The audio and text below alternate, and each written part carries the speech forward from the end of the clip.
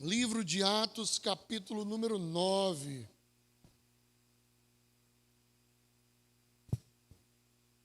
Eu tenho falado com os irmãos aqui sobre os desafios de seguir a Cristo.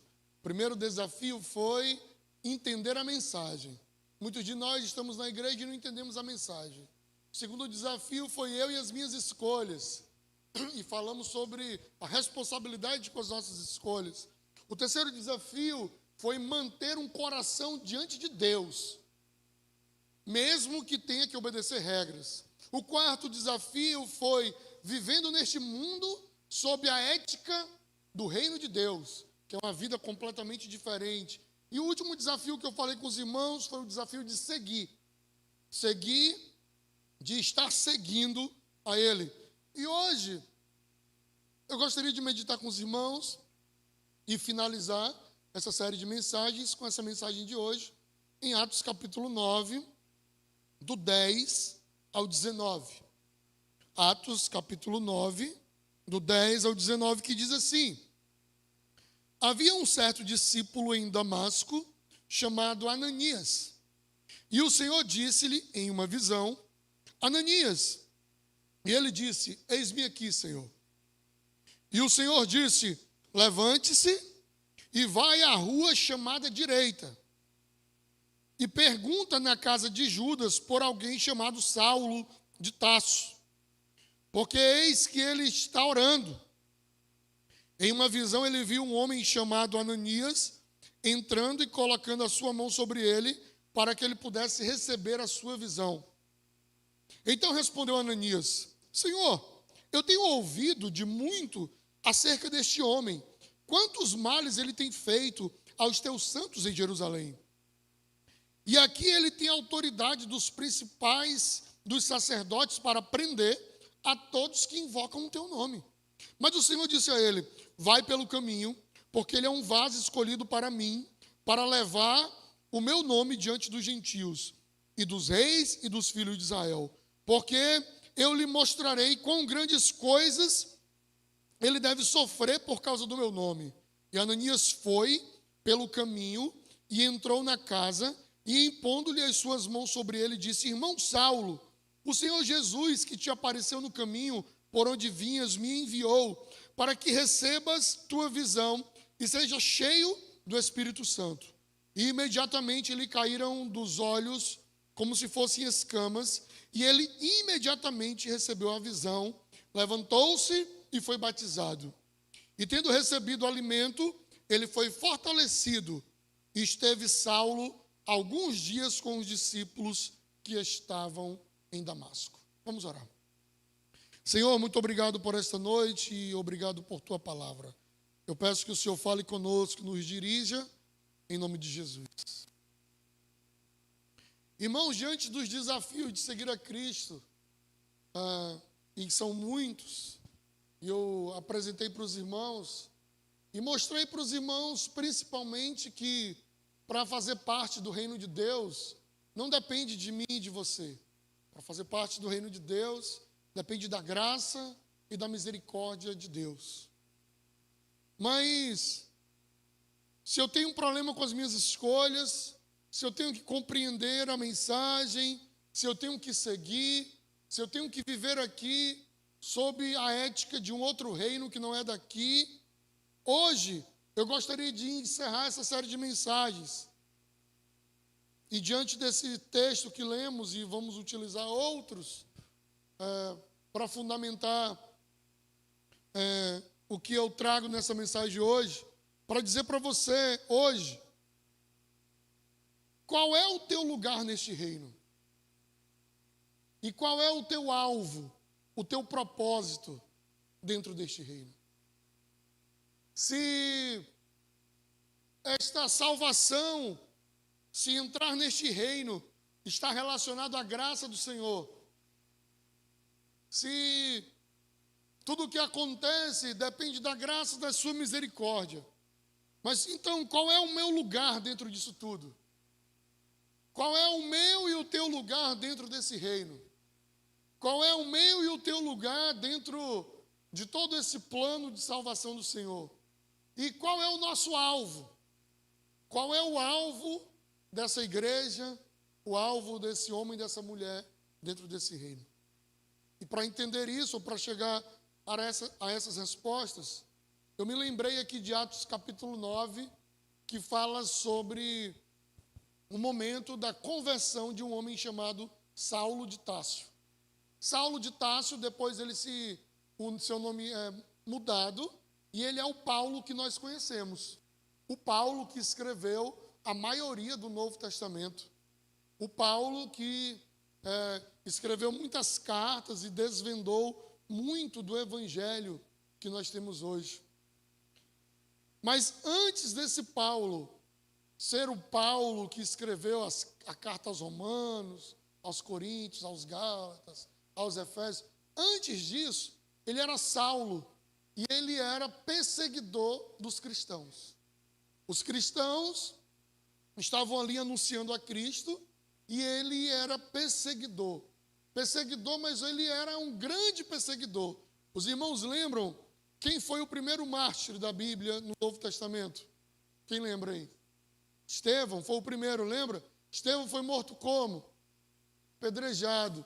E enquanto ele estava sendo apedrejado, a Bíblia diz que um jovem chamado Saulo de Tarso estava ali, segurando as roupas das pessoas que estavam ali naquele apedrejamento, fazendo aquilo tudo, e ele estava ali, acompanhando tudo. Saulo, ele entrava nas casas, e ele arrancava as pessoas das casas, batia, maltratava, porque ele não acreditava nesse evangelho de Cristo. E um dia, quando ele sai dessa perseguição lá de Estevão, ele vai para uma cidade chamada Damasco. E no caminho que ele está indo à cidade de Damasco, o texto diz, no capítulo 9, que ele tem um encontro com uma luz. De repente, Paulo, a caminho de Damasco, uma luz muito reluzente aparece, uma luz muito reluzente brilha, de tal forma que ele cai no chão, e caindo no chão, ele sem conseguir entender o que é aquilo, e aí ele tenta descobrir quem é, e ele começa a ter uma conversa com aquela voz, com aquela luz, e as pessoas que estavam com ele não ouviam o que estava sendo conversado, mas só perceberam uma luz muito grande. E aqui mesmo, no capítulo 9, a Bíblia diz no versículo 1, né? E Saulo ainda respirando ameaças de morte contra os discípulos, ele estava. E o texto diz que a voz daquela luz dizia no versículo 4 do capítulo 9, Saulo, Saulo, por que tu me persegues? Olha o que a voz dizia, Saulo, Saulo, por que tu me persegues? E aí ele diz, no versículo 5, tremendo ali, sem saber o que estava acontecendo, quem és tu, Senhor? E aquela voz, saindo daquela luz, diz, eu sou Jesus, a quem tu persegues. Naquele mesmo instante, o Saulo ficou cego. Ele não conseguia ver mais nada. Não sei se o Senhor o cegou, não sei se a luz foi tão forte e deixou ele cego, não sei se ao ver a glória do Senhor, foi tão forte que ele ficou daquele jeito, mas depois dessa visão e desta conversa, ele fica completamente cego. E ao ficar cego, ele sai dali e ele vai a uma rua chamada Direita. Nessa rua chamada Direita, tinha a casa de um homem chamado Judas. E esse homem chamado Judas recebeu Saulo e os seus amigos na casa dele. E Judas ficou ali, e a Bíblia diz que Saulo fica na casa de Judas orando. Isso me leva a entender que esse tal Judas, que não é o Judas o traidor lá, era um outro Judas, que morava na rua Direita, que recebeu Paulo na sua casa, também era um cristão. Recebe ali, ele fica orando. E passaram-se 3 dias. O texto diz que ele não come nem bebe durante esses dias. Fica orando. E o Saulo, ele tem uma visão durante as suas orações. Nas suas orações, ele tem uma visão, e a visão é tão clara que ele vê um homem se aproximando dele, e na visão que ele tem, um homem se chamava Ananias. E aí ele tem uma visão que o homem chega, ora por ele, e ele volta a enxergar. E ele ficou com aquilo no coração, não contou para ninguém. Nisso, existia um homem que morava lá perto da rua direita, que se chamava como? Ananias, olha só. Coincidência, né? Ele sonha com Ananias e tem um Ananias lá. E aí tem um cara chamado Ananias. E tem mais uma coincidência. O Ananias era crente também. E ele não só era crente, que o Ananias era profeta. E aí no texto que lemos diz que existia um discípulo chamado Ananias, e o Senhor disse-lhe em uma visão, Ananias, ele disse, eis-me aqui, Senhor. O Senhor aparece ao Ananias numa visão, e na visão que o Senhor aparece ao Ananias, ele fala, Senhor, estou aqui, no versículo 11 ele diz, e o Senhor disse, levanta-te e vai à rua chamada direita, e pergunta na casa de Judas, por alguém chamado Saulo de Tarso, porque ele está orando. Está orando. E aí, no versículo 12, em uma visão ele viu que um homem chamado Ananias entrava, colocava a mão sobre ele, e ele ia receber a visão de volta. Olha, Deus falou tudo para Ananias. Ananias, ó, tu vai lá na rua direita, vai na casa dos Judas, chega lá, tu procura um homem chamado Saulo de Tarso. O cara chamado Saulo de Tarso vai estar lá orando. Ele teve uma visão, e a visão que ele teve é que um cara chamado Ananias entrava aqui, orava nele e ele ia recuperar a visão.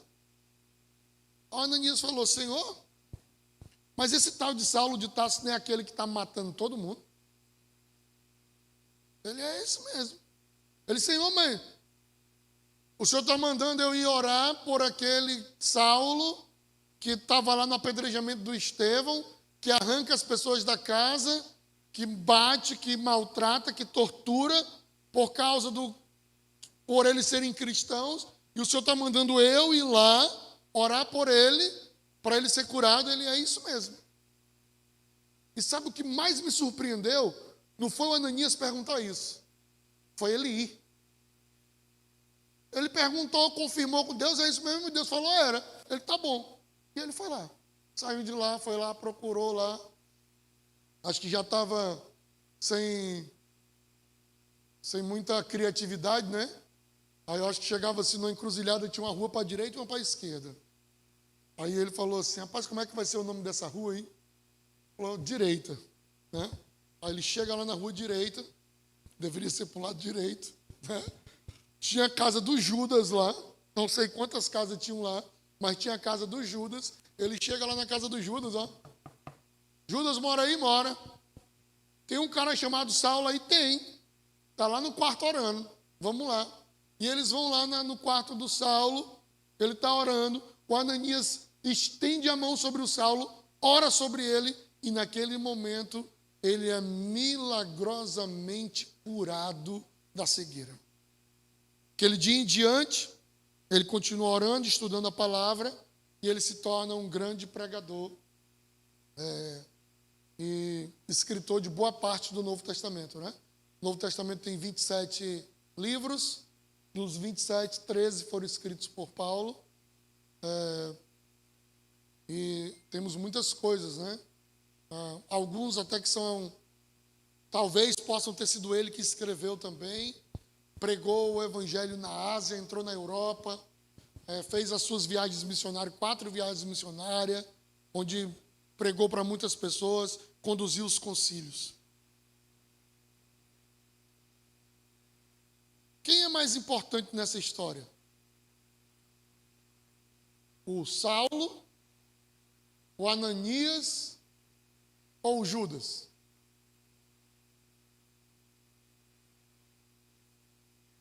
O Saulo estava lá e tal, ficou cego, orou, esperou o cara, ficou curado, depois se tornou o apóstolo Paulo. E o Ananias? Não sei do Ananias. Então, esses irmãos sabem. O que aconteceu com Ananias eu não sei. E o Judas, a Bíblia só fala nesse momento do Judas. Não fala em outro momento do Judas. Muitas vezes nós queremos achar que de toda essa história, o mais importante é o Saulo, porque ele virou o Paulo, o apóstolo. Mas e se não tivesse o Ananias? E se não tivesse o Judas crente para receber o Saulo e ficar 3 dias com ele? O Judas hospitaleiro que recebeu o Saulo na casa dele, todas as pessoas que estavam com ele, que cedeu um quarto para ele ficar lá e ele ouvir a mensagem e seguir o evangelho. Irmãos, qual é o meu lugar no reino? No reino não existe o mais importante. No reino não existe o mais especial. No reino não existe o que se destaca mais. No reino não existe quem é o maior ou o melhor. Existem funções, né? Funções para que nós possamos nos organizar. Claro, isso é comum, né? Para que possamos nos organizar, estabelecemos funções. Mas no reino de Deus não existe um lugar melhor. Não existe um lugar maior. Um discípulo chega para a mãe de um discípulo, a mãe de Tiago e João, chega para Jesus e fala: Senhor, permita que os meus filhos, um fique à tua direita e outro à tua esquerda, lá no reino dos céus. Lembra dessa passagem? Os filhos de Zebedeu. A mulher dele chega lá e pede isso. Ele fala: o assentar à minha direita e à minha esquerda não compete a mim, somente ao meu Pai que está no céu. Porque os discípulos, eles não têm que se preocupar se eles vão sentar à direita ou à esquerda. Os discípulos, eles precisam entender que eles precisam servir a Jesus. É isso. Qual o meu lugar no reino? O meu lugar no reino é um lugar de servo. O meu lugar no reino é um lugar de estar servindo. Não importa se eu sou o Judas, não importa se eu sou o Ananias, não importa se eu sou o Saulo, não importa quem eu sou, o importante é eu estar servindo. Olha o que a palavra diz. Vamos aqui em Mateus capítulo 20, versículo 27. Mateus capítulo 20, versículo 27. Diz assim um texto: quem deseja ser o primeiro, seja o servo. 28.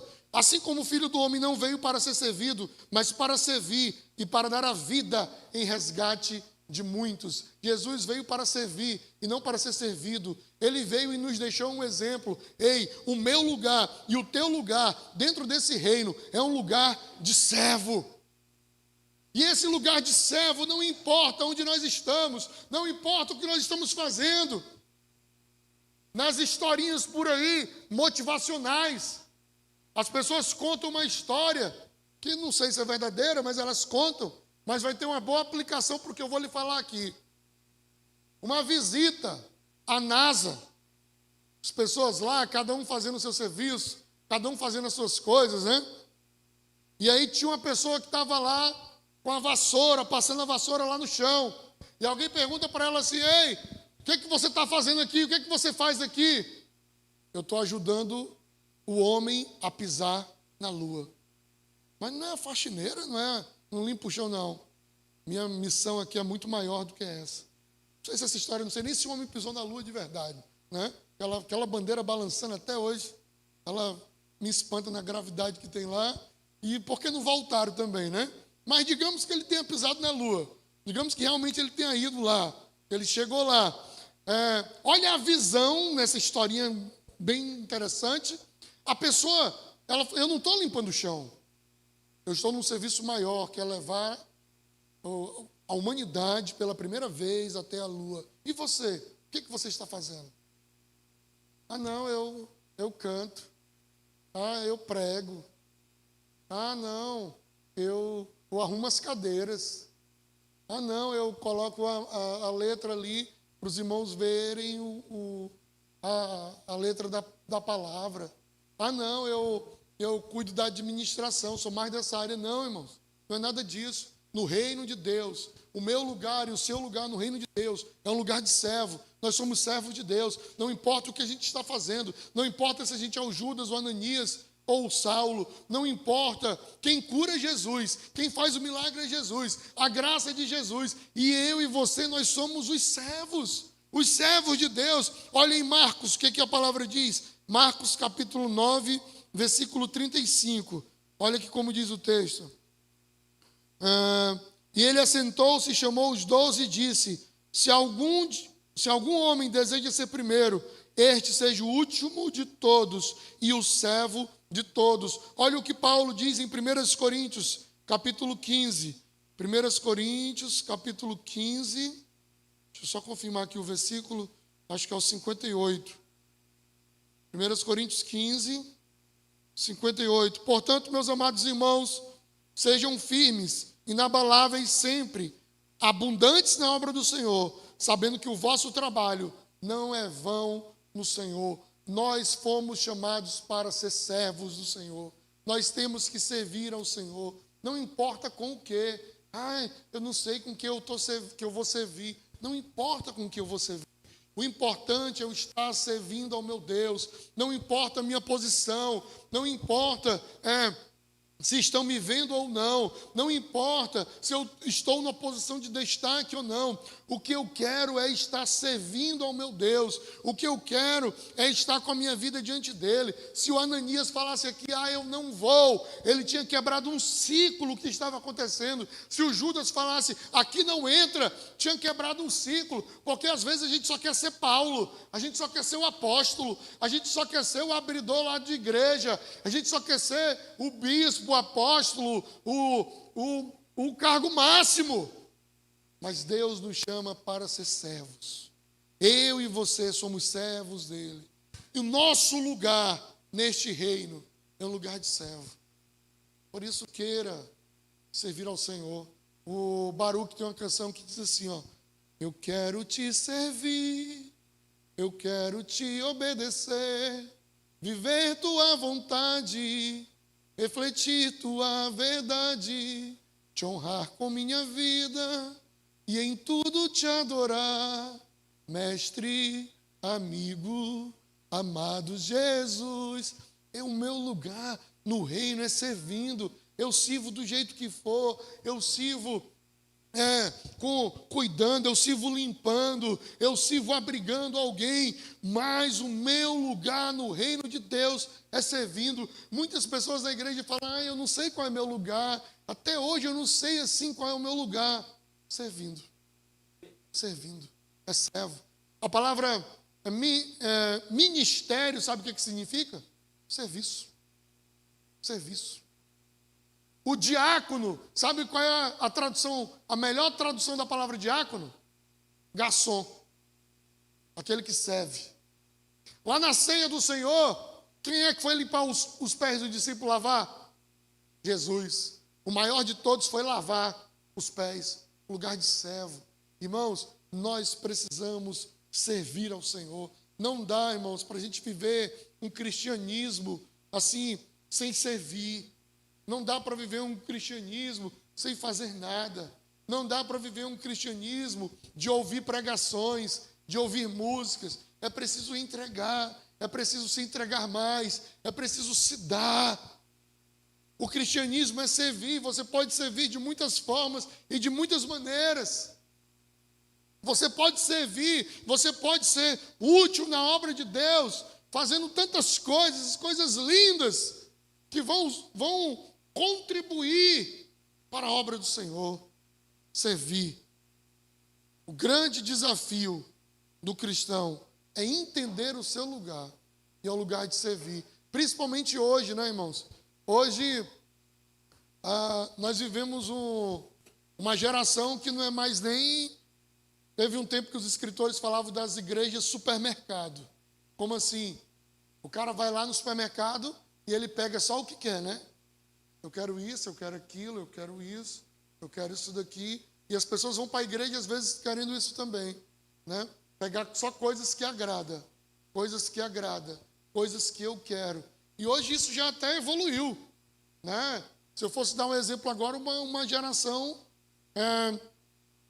mais tecnológica ainda aí, onde eu escolho, onde eu digo o que eu quero, onde eu faço o levantamento do que eu quero e do que eu não quero, e viramos crentes consumistas, e queremos um bom louvor, uma boa pregação, um bom lugar, boas pessoas, um lugar que tenha isso para os meus filhos, que tenha isso para não sei o quê, que quando eu chegue na idade tal tenha isso.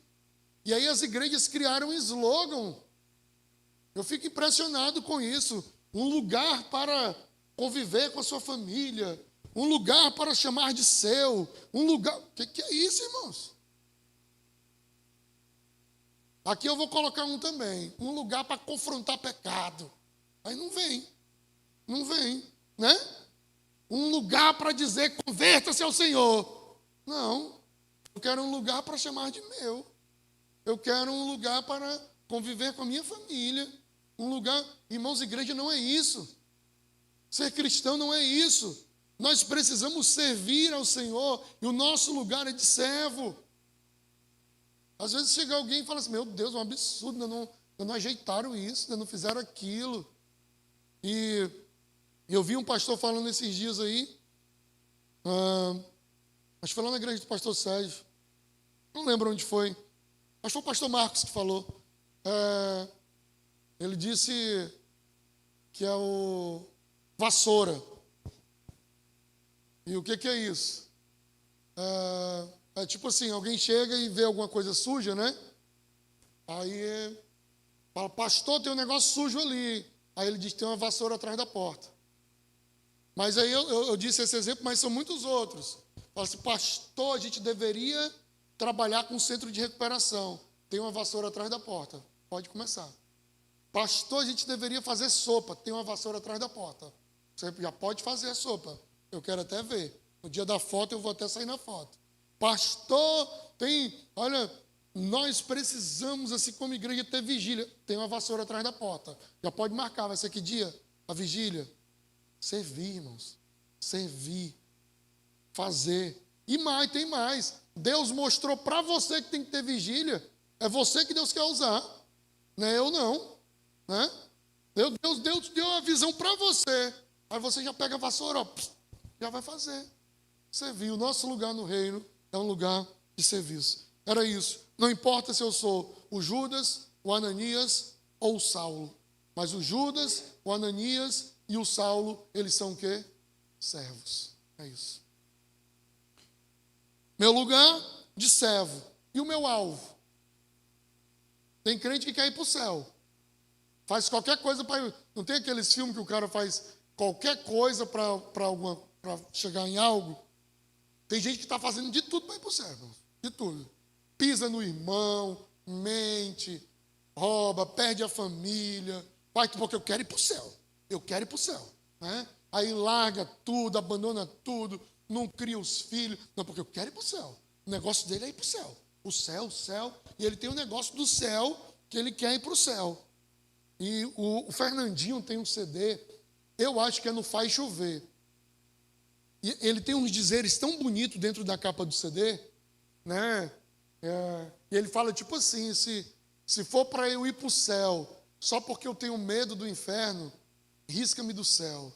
Se for para eu ir para o céu... E ele começa a dizer um monte de... Depois pesquisa, é lindo, do encarte do CD dele.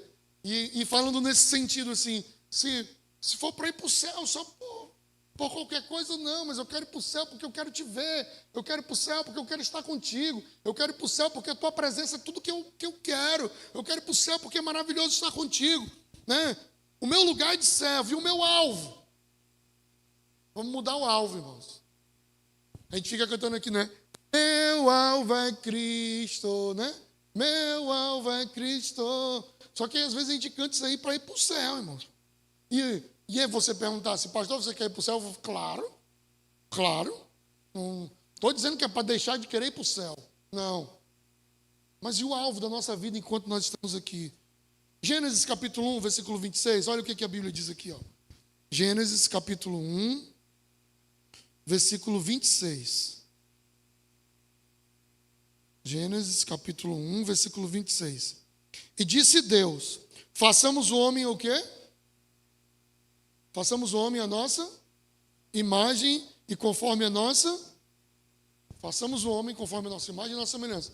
Eu e você fomos criados à imagem e semelhança de Deus. Mas e quando o pecado entrou na nossa vida, irmãos? Estragou essa imagem, essa semelhança de Deus. O pecado fez a gente perder a essência de Deus. Aí vem Jesus para mostrar, não, meu irmão, quando alguém te bate de um lado, o que você vai fazer? Oferecer a outro. É difícil demais, irmão. Difícil demais. Cara, bater eu falei para os irmãos aqui um dia desses na EBD. O cara sentar-lhe um murro ali no RID. Você não pegar outro murro dele já é vantagem. Né? Aí ele te ofereceu o outro lado. O Carlos ali, primeiro dano do karatê, acaba oferecendo, o cara vê um cara assim, né, com a carinha tranquila, né? Mestre lá do karatê, o cara sentar-lhe a mão nele, ele não te dá uma mãozada, já está de boa. Eu lembro o Mateus, ele não está aqui hoje, vou falar mal dele, né? Ele era pequenininho, aí ele estava sentado nos bancos ali na frente, com um celularzinho na mão, né? E aí foi uma época negra da vida dele que ele fazia umas fotos fazendo uns biquinhos assim, né? Mas isso já passou, isso, né? E aí, o cara pediu o celular dele, ele sentado ali na coisa, pediu o celular dele. Aí ele fez assim, ó. Do jeito que ele estava sentado, o cara estava de cima, o cara deu, ó. Pum! O murro, né? Não revidou, né? Não aguentava mesmo, né? Ficou todo inchado, ele ainda deve ter foto ainda dessa época, mas nem ofereceu o outro lado. Ofereceu nada. Aí Jesus nos chama para o cara bater e oferecer o outro lado, já pensou? Aí o cara vem te roubar a tua túnica, tu fala, quer a capa também, querido? Irmão, é difícil demais. Difícil demais, difícil demais. Mas Deus quer restaurar em nós. Um dos que eu falei aqui, das dificuldades, era viver nesse mundo sob a ética do reino. Que é essa mudança, assim, entendeu? Aqui no reino o cara me rouba, eu quero de volta. Ele me bate, eu revido, né? Ouvi muito meu amigo Ricos falar assim, antes que a minha mãe chore, quem vai chorar é a mãe do fulano, né? Isso não está na Bíblia, essa não, irmãos. Né? Essa é do nosso, da ética nossa. Que mamãe não vai chorar, não. Quem vai chorar é a sua, né? Mas na ética do reino é diferente. A ética do reino, para ganhar, tem que fazer o quê? E para perder? Eita, que negócio difícil, meu irmão. Na ética do reino, os montes são aplanados e os vales são aterrados. Meu pai, o que é isso? É que o monte é aplanado, o vale ele fica alto. Porque o reino, tem um autor, ele tem um livro chamado Reino de Deus, que ele fala que o reino de Deus é de ponta cabeça. Ele não é do jeito que a gente é acostumado a ver. Então nós fomos criados à imagem e semelhança de Deus. E a imagem e semelhança de Deus que nós fomos criados, nós precisamos então ter um alvo na nossa vida.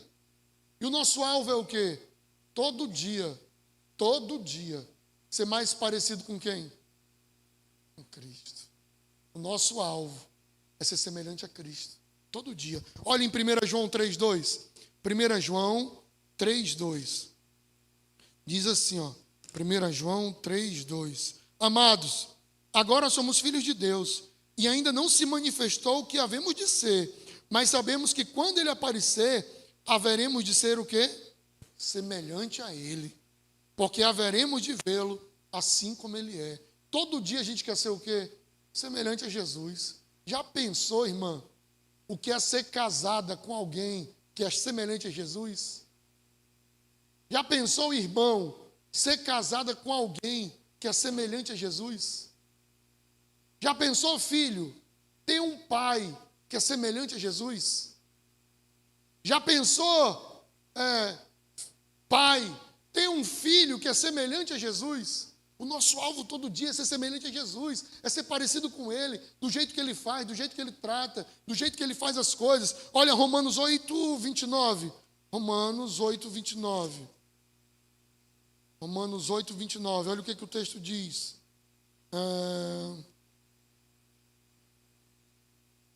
Para quem ele conheceu antes, ele também os predestinou para serem conforme o quê?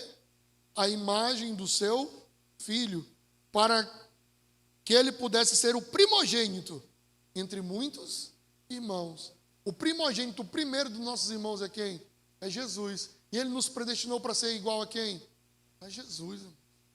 Nós temos que ser semelhantes a Jesus. O nosso alvo é ser semelhante a Jesus. Qual é o meu lugar no reino? Eu sou servo. E qual é o meu alvo como servo?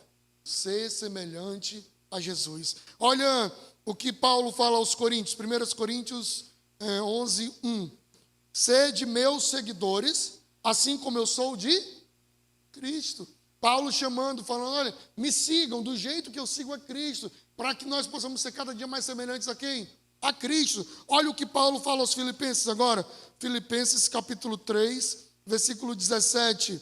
Irmãos, sede também meus seguidores, e marcai os que assim andam, segundo o exemplo que tendes em nós. Ele, irmãos, sejam meus seguidores, porque eu sou seguidor de Cristo. Marquem quem anda assim, porque eles vão fazer a diferença. O nosso alvo é ser semelhante a Cristo. Falar como Cristo, tratar como Cristo, amar como Cristo, perdoar como Cristo. Ser semelhante a Cristo nos nossos relacionamentos, ser semelhante a Cristo em tudo o que fazemos, ser semelhante a Cristo como nós nos relacionamos com as pessoas, ser semelhante a Cristo no meu trabalho, ser semelhante a Cristo, irmãos. Estava assistindo, não lembro o que era agora, acho que era um meme, alguma coisa, e a pessoa cometia um ilícito lá. E a crente que se beneficiou do... não, foi um caminhão que caiu, ele foi fazer uma curva, ele estava cheio de... Eu até vi um cara da moto caiu quando ia passando também, não lembro. Eu sei que caiu um monte de coisa do caminhão, e o que a galera fez? Começou a pegar as coisas que tinham caído do caminhão, irmãos. Esse negócio, era cada um roubando para si, né, o que tinha caído do caminhão. Olha que povo complicado o ser humano é, né, irmãos? O cara do caminhão caiu tudo lá. A gente poderia sair juntando para guardar no canto. Cada um estava pegando o seu. Aí tinha uma senhorinha lá, começou a pegar, colocou na bolsa um monte de coisa, não sei o quê. Aí o jornalista foi lá, né? E aí, o que está acontecendo? Isso aqui é bênção, isso aqui é bênção. Podia estar roubando, mas não estou roubando, não. Estava na estrada, então eu peguei a bênção. E ela saiu, ó, irmãos. Semelhante a Cristo, irmãos. Nós precisamos ser semelhante a Cristo. Semelhante a Cristo no falar. Tem gente que não devolve ainda troco, irmãos. Semelhante a Cristo. Ei, você me passou errado aqui, toma aqui de volta. Semelhante a Cristo, irmãos. Nós precisamos ser semelhantes. Não, eu não vou. Eu acho que foi uma irmã que falou aqui hoje de manhã, né? Sobre perdão, né? Que Deus me perdoa assim como nós perdoamos. Ele citou a oração. Eu não vou perdoar. Não, ele nem se arrependeu, como é que eu vou perdoar? E quem foi que disse que alguém precisa se arrepender para você perdoar? Não tem nenhum lugar assim. Depois que a pessoa te pedir perdão, aí sim. Não tem, irmãos. Você tem que perdoar, tem que amar, tem que entregar, tem que servir, tem que dedicar, tem que estar. Irmãos, o nosso lugar no reino é de servo e o nosso alvo é ser semelhante a Cristo. Ser semelhante a Ele, andar como Ele, viver como Ele, sentir como Ele sentia, tratar como Ele tratava, amar como Ele amava. O nosso alvo é ser semelhante a Cristo. E não olhe para mim, não. Eu sei que o Paulo, com uma autoridade tremenda aqui, né?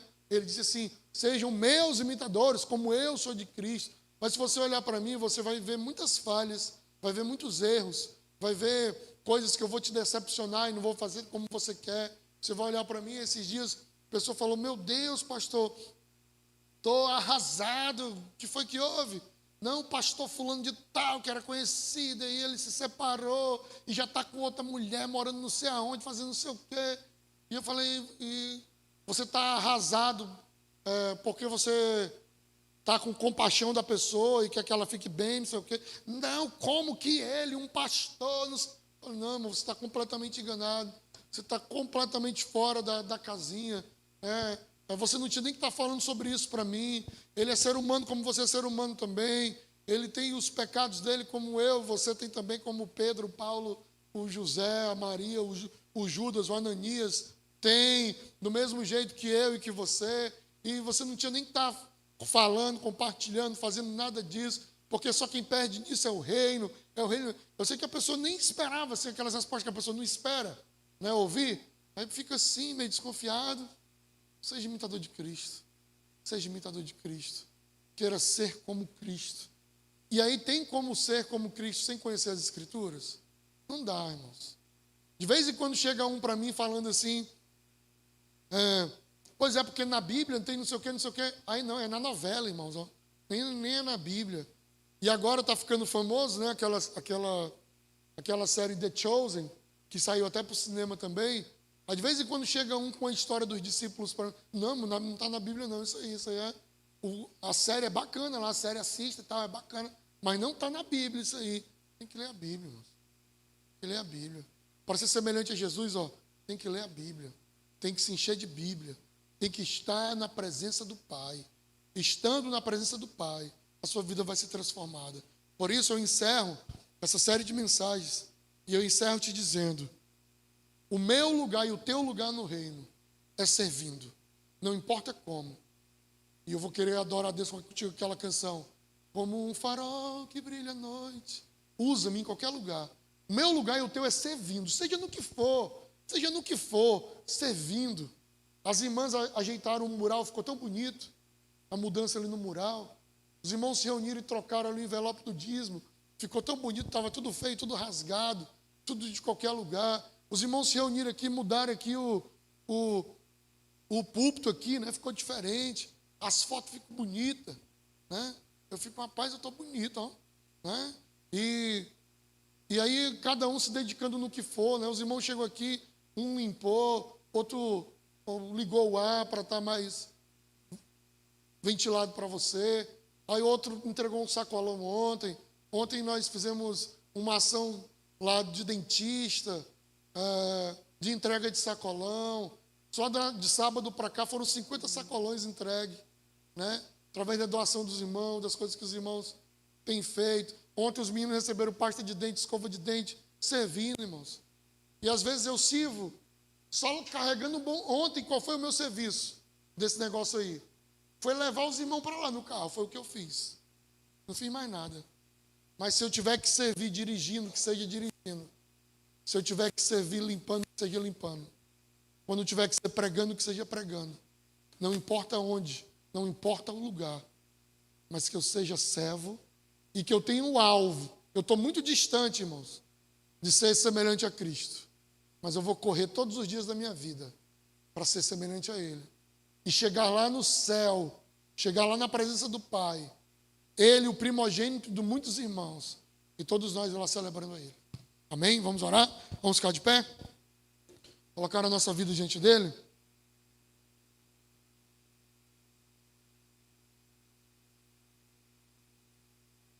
Essa canção ela é linda e ela fala como um farol, como ponte, como abrigo. Não importa como, Senhor, mas me usa para a tua obra. Você já pensou Deus usar um pecador, irmãos, como eu? Deus usar um pecador como você? É um privilégio poder fazer parte da obra de Deus. Tinha uma canção antiga que a gente cantava que ela dizia assim, geração de adoradores. Ela dizia que não passe de nós o teu espírito e que não seja preciso que se levante outra geração para que vá na nossa frente. Nós queremos.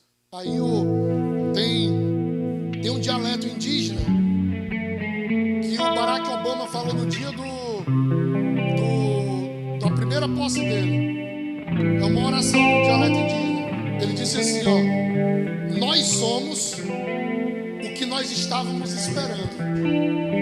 Ele citou esse dialeto indígena, né? Nós somos o que nós estávamos esperando. Às vezes você está esperando alguém, né? Eu estou esperando alguém para abrir o seu coração. Estou esperando alguém para fazer um ministério infantil. Estou esperando alguém para fazer o círculo de oração das senhoras. Estou esperando alguém para ir. Não. Nós somos